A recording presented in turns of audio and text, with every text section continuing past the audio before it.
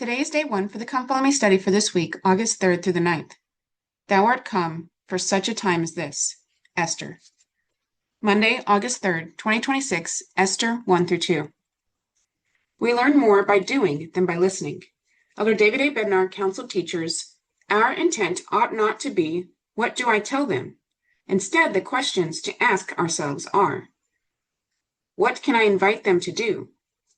What inspired questions can I ask that, if they are willing to respond, will begin to invite the Holy Ghost into their lives? If you are teaching your family or a class about Esther, what could you ask them to do that will help them learn? What is the Book of Esther? The Book of Esther recounts the story of Queen Esther, who risked her life to save her people from destruction. The events of this book are set during the reign of King Ahasuerus, commonly identified as Xerxes I, who ruled Persia from 486 to 465 BC. While some Jews had returned to Jerusalem after King Cyrus conquered Babylon in 539 BC, many remained in exile, including Esther. The account depicts Esther rising to the position of the Queen of Persia and then facing the possibility of being executed along with the rest of her people. It also provides the origin of the Jewish feast of Purim and models its observance. After the Persian king Ahasuerus removed his first wife Vashti from the throne, he chose Esther as king. Esther kept her Jewish ethnicity hidden at the suggestion of her guardian Mordecai, who was an official in Ahasuerus' court. Mordecai offended the king's advisor Haman, who then plotted to have all the Jews in the kingdom killed.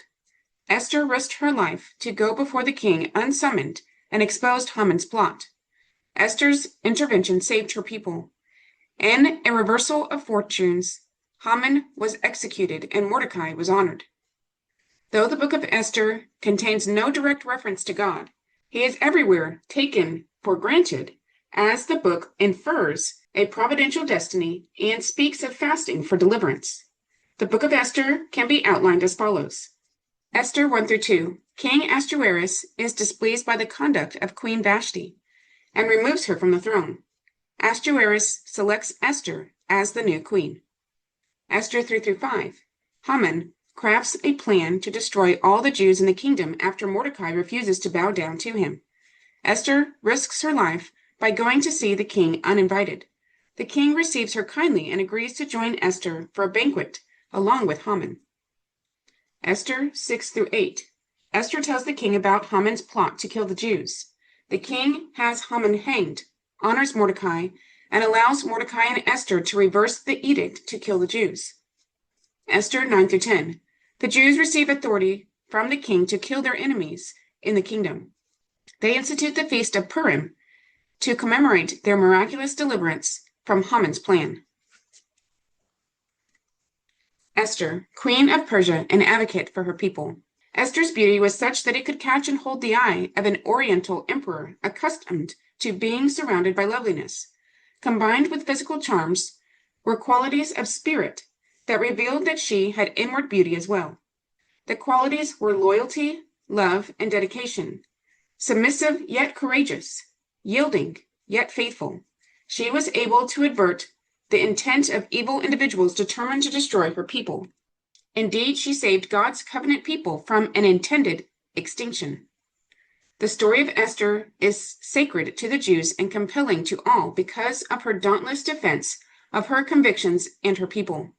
Her name in the Persian tongue means a star. The many meanings of that symbol are most fitting. Many events in the book of Esther might seem like luck or coincidence. How else do you explain how an orphaned Jewish girl became the queen of Persia at just the right time to save her people from slaughter?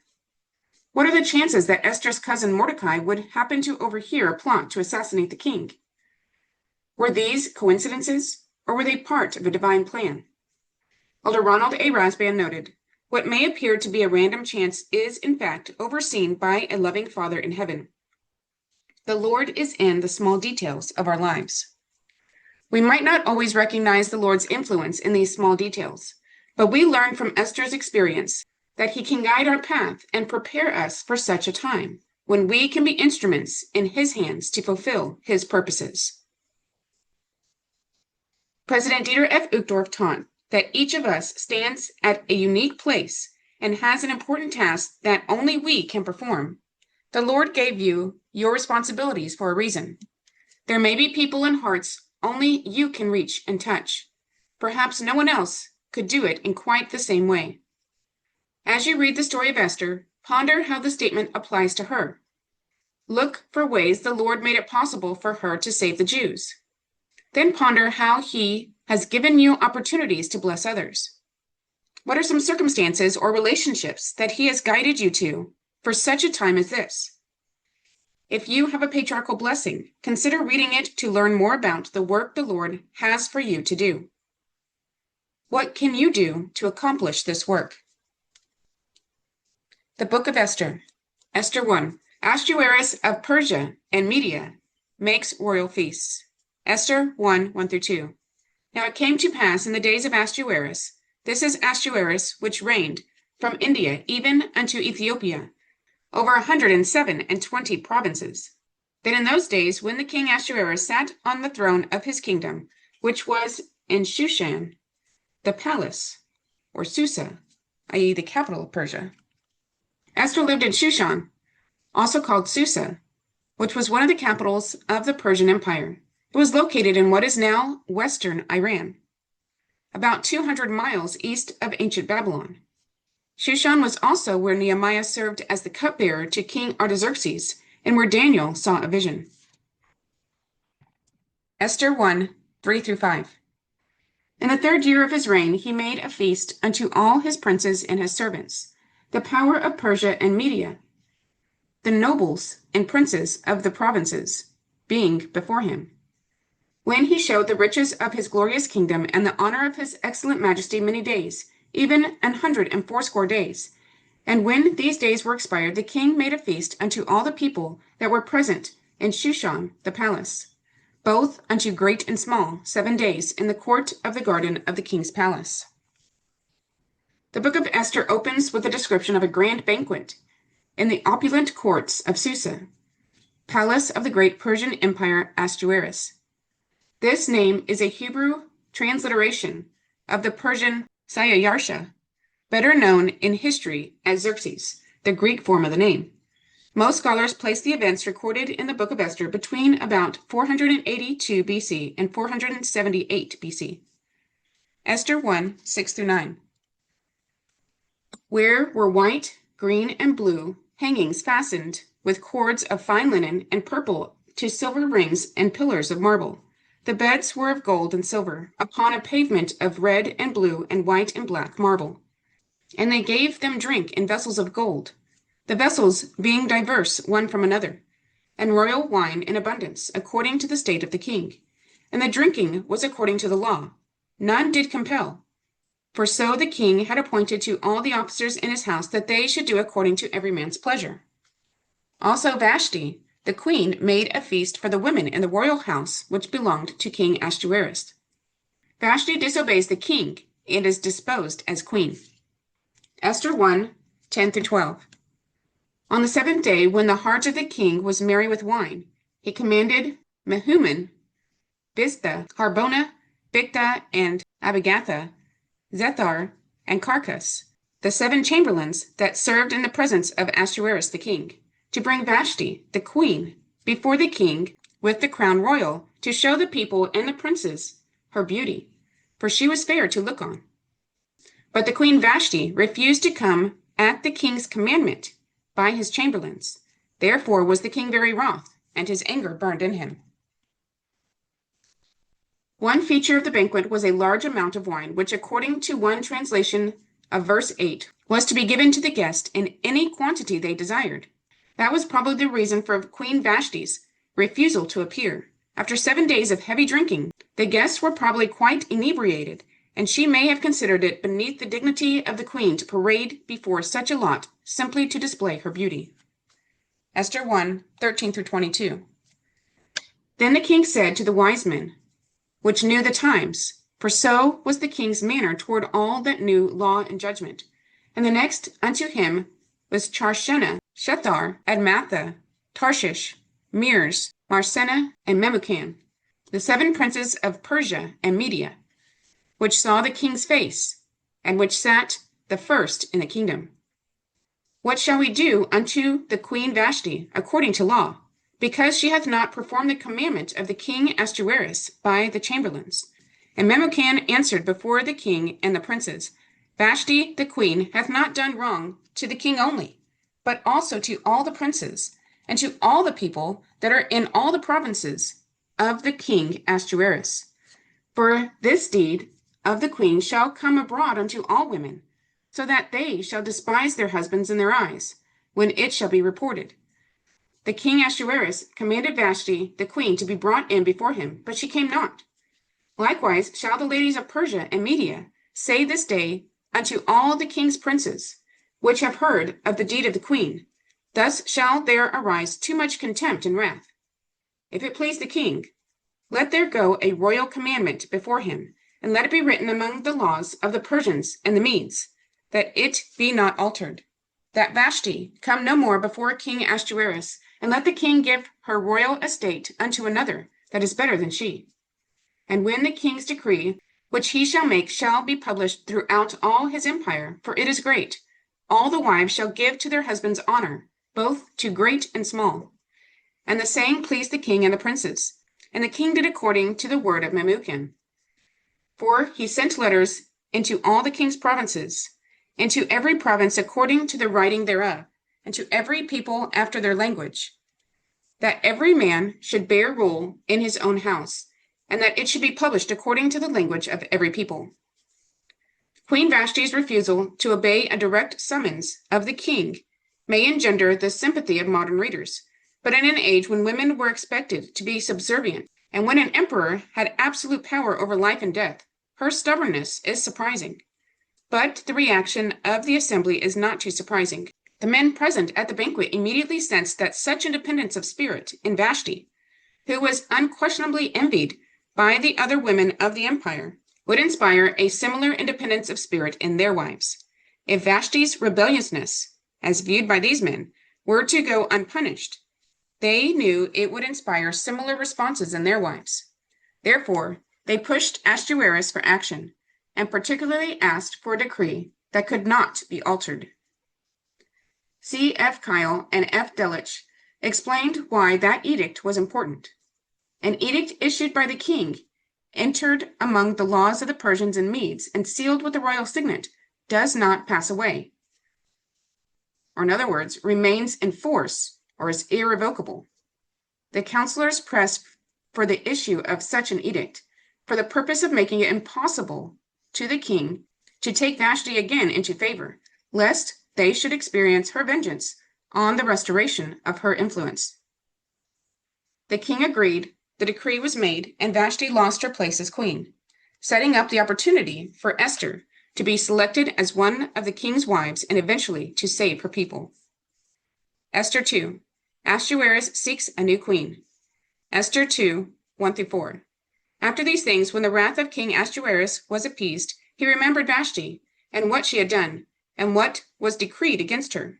Then said the king's servants that ministered unto him, Let there be fair young virgins sought for the king, and let the king appoint officers in all the provinces of his kingdom, that they may gather together all the fair young virgins unto Shushan the palace, to the house of the women, unto the custody of Heg the king's chamberlain, keeper of the women, and let their things for purification be given them. And let the maiden which pleaseth the king be queen instead of Vashti. And the thing pleased the king, and he did so. Mordecai presents Esther. Esther 2, 5-7. Now in Shushan, the palace, there was a certain Jew whose name was Mordecai, the son of Jair, the son of Shimei, the son of Kish, a Benjamite, who had been carried away from Jerusalem with the captivity, which had been carried away with Jeconiah, king of Judah, whom Nebuchadnezzar, the king of Babylon, had carried away. And he brought up Hadassah, that is Esther, his uncle's daughter, for she had neither father nor mother, and the maid was fair and beautiful, whom Mordecai, when her father and mother were dead, took for his own daughter. Like other exiled Jews in Persia, Esther had both a Hebrew name and a Persian name. Hadassah was her Hebrew name, which meant myrtle. Her Persian name Esther means star. Little is known for sure of the background of Mordecai. He was from the tribe of Benjamin, and his great-grandfather was apparently carried into captivity in the first Jewish deportation into Babylon. Some Jewish writers believe that he held a high office in the Persian hierarchy that gave him access to the court. It is apparent from the biblical narrative that he was a devout Hebrew with great faith in Jehovah. He was also courageous, forthright, and practical. To his father's brother was born a daughter who was given the name Hadassah. Throughout the sacred record, however, she is referred to by her Persian name Esther. When her parents died, Mordecai adopted her and raised her in his home. Esther 2:8. So it came to pass, when the king's commandment and his decree was heard, and when many maidens were gathered together unto Shushan the palace, to the custody of Hegai, that Esther was brought also unto the king's house, to the custody of Hegai, keeper of the women. The king's officers shall gather together all the fair young women in every province of the kingdom who are of perfect virtue, and bring them unto the palace at Shushan. Each will be considered as to her worthiness to be presented to the king, who will choose one to be his queen.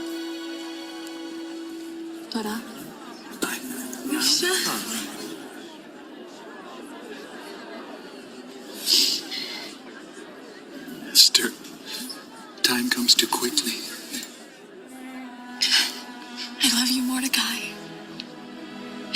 You have been a good father to me. I will miss you. I will look for you often beyond the gate. And I will be there waiting. Rehuna! Your husband! May be wise. Keep your lineage a secret.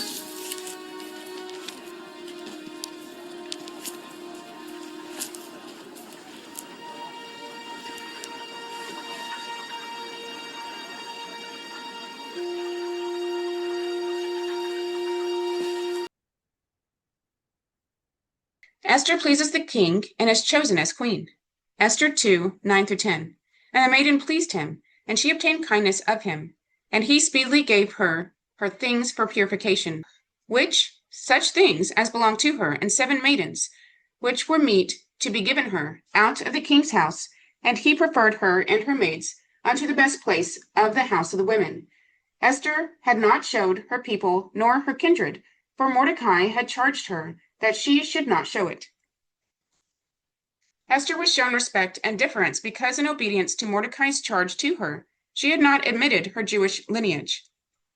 A Jewish maiden would not have experienced such friendly treatment, even after her selection as queen. She continued to keep her radical identity secret at the request of Mordecai. Esther 2:11-17. And Mordecai walked every day before the court of the women's house to know how Esther did and what should become of her. Now, when every maid's turn was come to go in to King Ahasuerus, after that she had been 12 months, according to the manner of the women, for so were the days of their purification accomplished, to wit, 6 months with oil of myrrh, and 6 months with sweet odors, and with other things for the purifying of the women. Then thus came every maiden unto the king. Whatsoever she desired was given her to go with her out of the house of the women unto the king's house. In the evening she went, and on the morrow she returned into the second house of the women, to the custody of Shashgaz, the king's chamberlain, which kept the concubines. She came in unto the king no more, except the king delighted in her, and that she were called by name. Now when the turn of Esther, the daughter of Abihail, the uncle of Mordecai, who had taken her for his daughter, was come to go in unto the king, she required nothing but what Hegai, the king's chamberlain, the keeper of the women, appointed. And Esther obtained favor in the sight of all them that looked upon her. So Esther was taken unto King Ahasuerus, into his second house royal in the 10th month, which is the month Tebeth, in the 7th year of his reign. And the king loved Esther above all the women, and she obtained grace and favor in his sight more than all the virgins. so that he set the royal crown upon her head, and made her queen instead of Vashti. Adam Clarke noted that the most beautiful of all the young virgins of all the provinces of Babylon were to be selected, and these were taken out of all classes of the people, indiscriminately. Consequently, there must have been many who were brought up in low life. An extended period of beautification and preparation for these women would have required to prepare them for presentation to the king. The statement that each virgin could take whatsoever she desired seems to imply that she could choose jewelry and other adornments in order to make the most favorable impression. Esther did not use this privilege, but took only what Hegai, the king's chamberlain or keeper of the harem, gave her. She must have been of remarkable loveliness to be chosen by the king.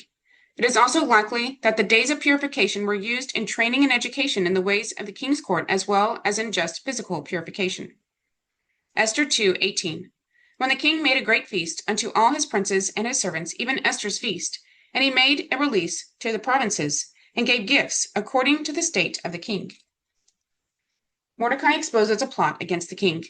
Esther 2:19.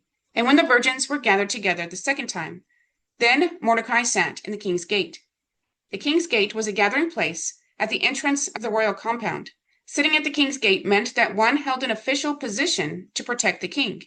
The account repeatedly mentions Mordecai serving in this role, including when he overheard the bodyguards' plot to assassinate the king. Esther 2:20-23. Esther had not yet showed her kindred nor her people, as Mordecai had charged her. For Esther did the commandment of Mordecai, like as when she was brought up with him. In those days, while Mordecai sat in the king's gate, two of the king's chamberlains, Bigthan and Teresh, of those which kept the door, were wroth, and sought to lay hand on the king Ahasuerus. And the thing was known to Mordecai, who told it unto Esther the queen, and Esther certified the king thereof in Mordecai's name. And when inquisition was made of the matter, it was found out. Therefore they were both hanged on a tree, and it was written in the book of the Chronicles before the king. Evidently, Mordecai, who served in the king's court, heard of a plot to assassinate the king. Kings in ancient times were keenly aware of the risk of assassination and were well guarded.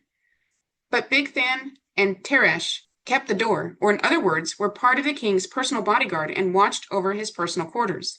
Their conspiracy to kill the king was especially dangerous because they had access to him. Mordecai somehow learned of this plot and reported it to the king through Esther. The account of Mordecai's loyalty was inserted here because of the central part it plays later in the narrative.